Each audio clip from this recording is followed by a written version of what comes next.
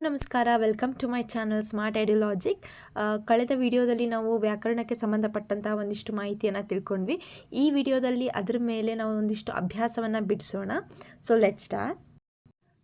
ಮೊದಲನೇ ಪ್ರಶ್ನೆ, ಕನ್ನಡ ವರ್ಣಮಾಲೆಯಲ್ಲಿ ಪ್ರಸ್ತುತ ಇರುವ ಅಕ್ಷರಗಳ ಸಂಖ್ಯೆ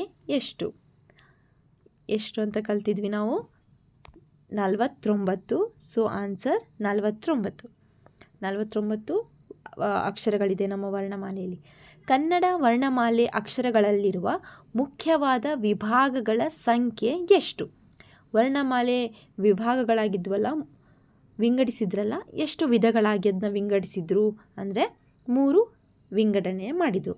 ಸ್ವರಾಕ್ಷರಗಳು, ವ್ಯಂಜನಾಕ್ಷರಗಳು ಹಾಗೂ ಯೋಗವಾಹಕಗಳು. ಹೌದಲ್ವಾ? ಸೊ ಮುಂದಿನ ಪ್ರಶ್ನೆ, ಸ್ವತಂತ್ರವಾಗಿ ಉಚ್ಚರಿಸಲಾಗುವ ಅಕ್ಷರಗಳಿಗೆ ನಾವೇನಂತ ಕರಿತೀವಿ? ಸ್ವತಂತ್ರವಾಗಿ ಸ್ವರಾಕ್ಷರಗಳು ಅಂತ ಹೇಳಿ ಕರಿತೀವಿ. ಕನ್ನಡ ವರ್ಣಮಾಲೆಯಲ್ಲಿರುವ ಯೋಗವಾಹಕಗಳ ಸಂಖ್ಯೆ ಎಷ್ಟು ಯೋಗವಾಹಕಗಳು ಇದ್ವು? 2 ಇದ್ವಲ್ವಾ? ಒಂದು ಅನುಸ್ವಾರ ಮತ್ತು ವಿಸರ್ಗ. So answer 2. ಆ ಅನ್ನುವುದು ಏನಿದು? ಆ ಅಂತ, ಇದು ಸ್ವರಗಳು. ಸ್ವರದಲ್ಲಿ ಯಾವ ವಿಧ? ಆ ಅಂತ ದೀರ್ಘವಾಗಿ ಎಳೆದು ಹೇಳ್ತಿದ್ದಾವಲ್ಲ, ಸೊ ಇದು ದೀರ್ಘ ಸ್ವರ.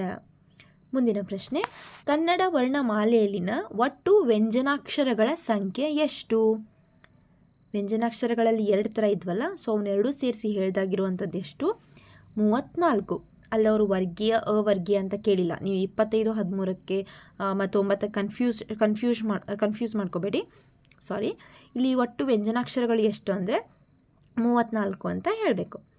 ಮುಂದಿನ ಪ್ರಶ್ನೆ, ಇವುಗಳಲ್ಲಿ ಒಂದು ವರ್ಗೀಯ ವ್ಯಂಜನವಾಗಿದೆ. ಸೊ ಕೊಟ್ಟಂಥ ಚ, ವ, ರ, ಶ ಇದರೊಳಗೆ ಯಾವುದು ವರ್ಗೀಯ ವ್ಯಂಜನ?